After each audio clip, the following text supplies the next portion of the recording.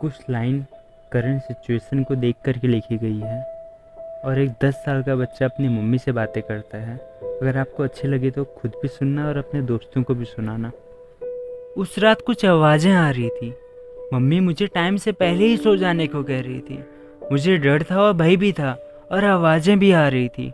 देश में कुछ हो रहा है इस बात की न्यूज़ मैंने सुन रखी थी और बार बार मम्मी मुझे सो जाने को कह रही थी।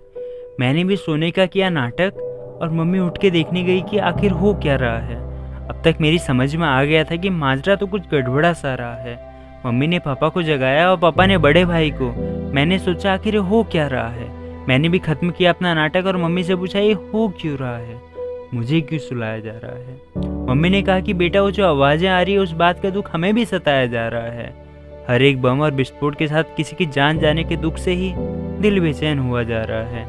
बेटा अभी तो सो जा, तेरे लिए भी दिल घबराया जा रहा है। आखिर ये हो क्यों रहा है, मुझे क्यों सुलाया जा रहा है। सुबह हुई और युद्ध का ऐलान भी। कहीं मारे गए और कहीं घायल भी। मम्मी से पता चला नाटो के बारे में भी और पुतिन और हमारे प्रेसिडेंट के बारे में भी।